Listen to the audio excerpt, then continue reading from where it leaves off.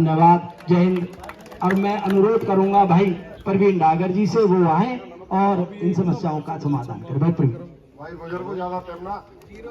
प्रवीण डागर जी हमारे भाई ना सेम के मंत्री हैं, पूरी जो समझ लो सबसे ज्यादा हरियाणा में बहुत बेस्ट बोरवेल लगवाए। नहीं उम्मीद याद करी जा रही है, अब समस्या का समाधान होगा। और लगवाना वो लाइन पे भी बंद करने कोई यहाँ लिखवा के दे दो। एक सरपंच साहब जो 2 काम और बताए ना आपने, जो 2 काम और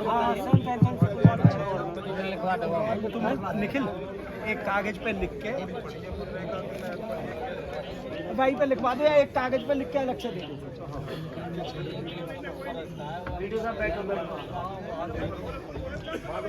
बहुत ही आदर व सम्मान के योग आज जनसंवाद कार्यक्रम में मेरे साथ मंच पर उपस्थित आपके बहुत ही लोकप्रिय विधायक आदरणीय बड़े भाई दीपक मंगला जी, ब्लॉक समिति के चेयरमैन भाई भगत सिंह घुघेरा जी, हमारी पार्टी के जिला महामंत्री आदरणीय वीरपाल दीक्षित जी, भाई जितेंद्र जी, आदरणीय आपके दुख सुख के साथी और भाई जो हमारे तो मेहमान ही लगे, हमारे मंदौरी में भी आए, भाई मनोज सरपंच जी,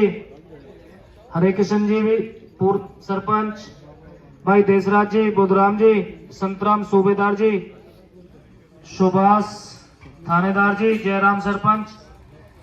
इंद्राज जी, अत्तर सिंह जी, रणवीर चेयरमैन जी, मेघश्याम शर्मा जी, करण सरपंच मंडोरी और ककराली से भी सरपंच साहब के प्रतिनिधि किशन सिंह जी, व सम्मानित मंच के सम्मुख बैठे सभी पितातुल बुजुर्गों, नौजवान दोस्तों, मातृशक्ति प्यारे अजीज बच्चों, पत्रकार व छायाकार साथियों और सभी विभागों से आए हुए अधिकारीगण, आप सबने जनसंवाद कार्यक्रम में हमारे सभी साथियों का जो फूलमालाओं से पगड़ी बांध करके जो मान सम्मान किया, उसके लिए मैं अपनी तरफ से और सभी साथियों की तरफ से कारना गांव की सरदारी का तहे दिल से हार्दिक आभार व्यक्त करता हूं, धन्यवाद करता हूं। जैसा कि साथियों माननीय मुख्यमंत्री जी के आदेश अनुसार पूरे प्रदेश के अंदर सभी विधायकगण, सभी सांसदगण, सभी मंत्रीगण और स्वयं माननीय मुख्यमंत्री जी भी गांव गांव जाकर के आमजन की जो समस्याएं उनसे रूबरू होने का काम और लिखित में उनकी व्यक्तिगत समस्याएं, सामूहिक समस्याएं, उन सब को लिखित में ले जाकर के और उन सब पर प्रायोरिटी के साथ और जिनकी फिजिबिलिटी रिपोर्ट चेक करा करके, चाहे कोई स्कूल अपग्रेड की बात हो, रास्तों की बात हो, चौपाल बनाने की बात हो, सड़कों की बात हो, उन सब पर विचार करते हुए सभी संबंधित विभागों को आपकी ये दरखास्त जो आप लोगों ने दी है, चाहे बिजली से संबंधित बताइए या रास्तों से संबंधित कोई भी जो भी दरखास्त, और जो भी हमारे सरपंच साहब ने ये जो मांग पत्र दिया, उसमें जो भी मांग है, चाहे ककराली वाली सड़क की बात हो, चाहे अल्लीका वाले रास्ते की बात हो, जो जो समस्याएं आप लोगों ने रखी, चाहे सेंट एंट्री स्कूल वाली बात हो, जो जो समस्याएं आपने रखी है, इन सब की फिजिबिलिटी रिपोर्ट चेक करा करके आपकी इन समस्याओं का समाधान कराया जाए। हमारी और आपकी एक ही समस्या है, सबसे गंभीर समस्या जो हमारे किसानों से जुड़ी हुई, जो किसानों की लाइफ लाइन है, सबसे बड़ी समस्या वो जो सैम की समस्या है। और हमारी सरकार का प्रयास है कि पूरे प्रदेश के अंदर 2022 में जब बजट सेशन हुआ, माननीय मुख्यमंत्री जी ने आदेश दिए कि पूरे प्रदेश के अंदर एक टारगेट रखा गया कि प्रति वर्ष 1 लाख एकड़ जमीन जो हमारी सहम से खराब जमीन पड़ी है, तो उसमें से प्रतिवर्ष 1 लाख एकड़ जमीन पे चाहे बोरवेल लगाने की बात हो, सम्पवेल लगाने की बात हो, और भी कोई प्रयास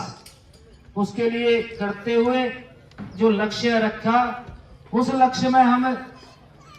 ज्यादातर लगभग हम कामयाब हुए। हमारे गांव के आसपास भी आप लोगों ने देखा होगा, चाहे मंडौरी की बात हो, रेवड़ की बात हो, कानोली, शारोली, गेडली, मंडनाका, इन गांवों की जो किसानों से जुड़ी बहुत बड़ी समस्या, सैम की समस्या, वही समस्या हमारे कारना, ककराली, अल्ली का, यादवपुर, रजौल का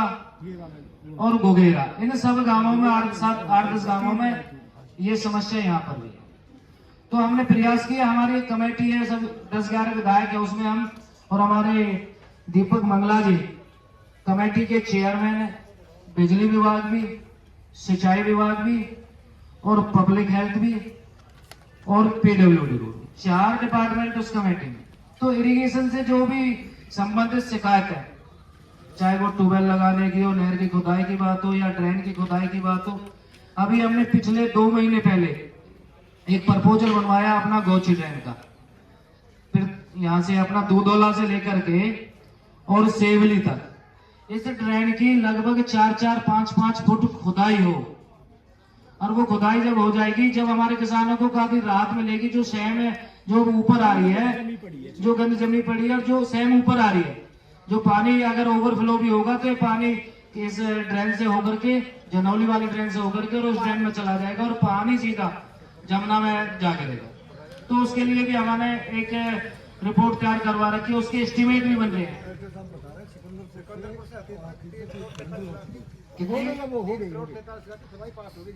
3 करोड़ 43 लाख की, जो 2 महीने पहले दी गई, तो उसकी खुदाई हो जाएगी और उसकी खुदाई करवा के इससे किसानों ने राहत मिलेगी। जो सैम के ट्यूबवेल है, वे ट्यूबवेल आपके 2 तो लगे हैं, 2-3 सम्पवेल बन रहे हैं, और भी पाइपलाइन डालने की बात है, तो वहां पे पानी की थोड़ी बहुत दिक्कत होगी, तो खुदाई ना आ पा रही होगी, इस वजह से पाइपलाइन अधूरी है। पाइपलाइन डलवाओ, साथ ही साथ आप टेंडर के लिए वो उसके लिए उनकी सिक्योरिटी भी जमा कर दो बिजली बोर्ड की, तब तक ये भी अपनी कार्रवाई कर लेंगे इनसे एस्टिमेट लेके। तो थोड़ी तेजी से काम करो, और भी जो ट्यूबवेल की कारने के किसानों की जो मांग है, जो आसपास के किसानों की मांग है, आप एसडीओ साहब एक जेई की ड्यूटी लगा के, और भी चाहे गोगेरा की बात है या ककराली की बात है या अलीका की बात है, यादवपुर की बात है, रजौला का,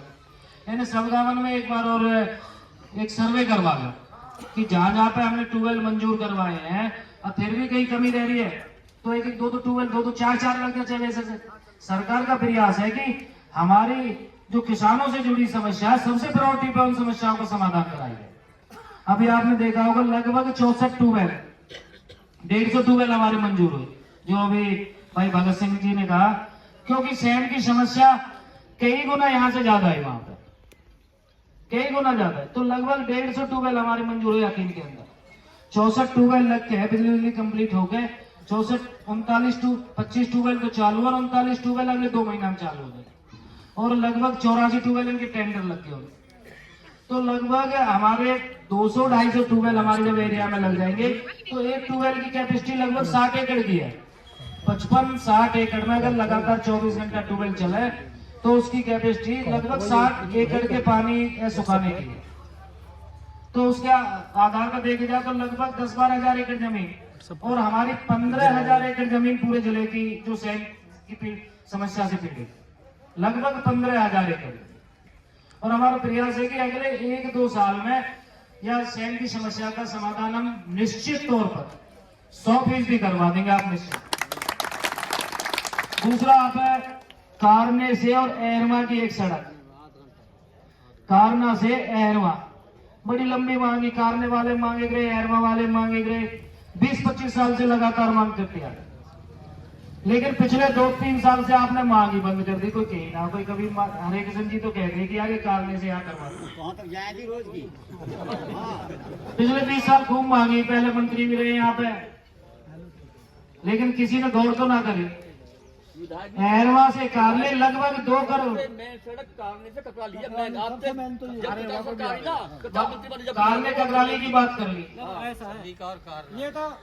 डॉक्टर साहब का जो है ना असीम जो कृपा दृष्टि रही है, क्योंकि इन्होंने एरमा वाली रोड पक्की करवाई और इसने हमारा काम भी जोड़ लिया। इसे भी करवा देंगे, आपकी कार में कर रहे जो समस्या है इसे भी करवा देंगे, कह दी विधायक जी। अब हम लेके जा रहे हैं आपकी आपने लिख के दे दी है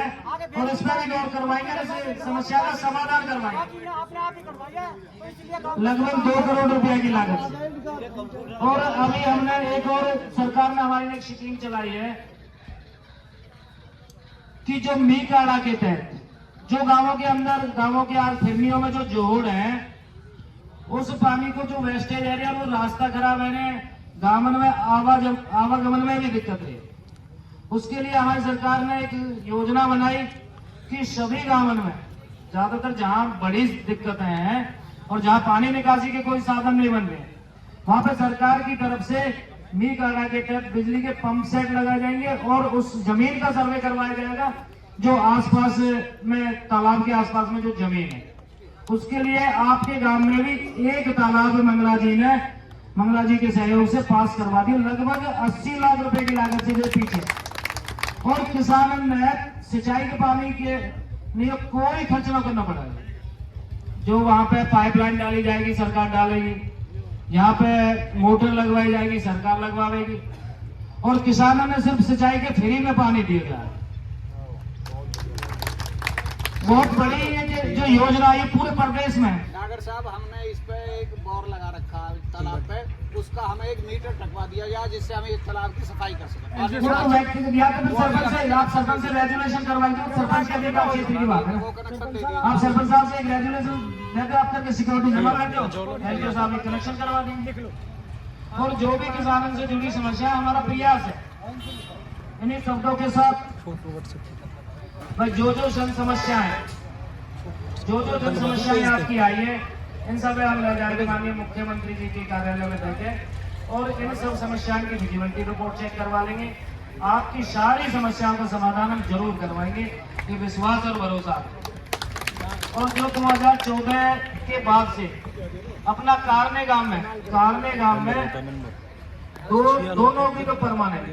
HSSC से 2 पुलिस के युवा साथी में नौकरी मिली है पुलिस में,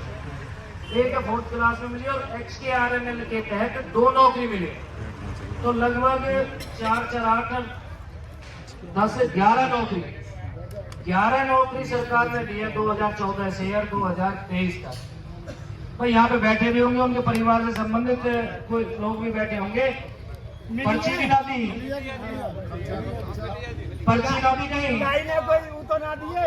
कोई खर्चा,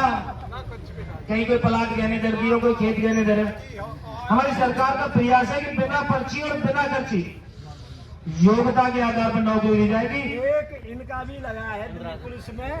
इनको भांजोर यहीं रह गए हैं, बाकी भी सब इंस्पेक्टर लगा। भाई आप सब है बहुत बधाई। बिना खर्ची और बिना पर्ची नौकरी और योग्यता के आधार पर बिना भेदभाव के। पहले सरकार में क्या चले कि भाई सब मिल गए मिली भगत करके किसी की पर्ची चल जाए, कोई खर्ची ले ले, किसी के खेत गहने लग जाए, कोई खेतन में बेच भी दे। तो अब व्यवस्था ही जो गलत व्यवस्था पिछली सरकार में रही है, हमारी सरकार ने पारदर्शिता लाने की पूरी कोशिश करी और प्रयास में भी है कि हमारे आम जन जो मूलभूत सुविधाएं मिले उसके लिए हमारी सरकार प्रयासरत है। इन्हीं शब्दों के साथ आप सबका बहुत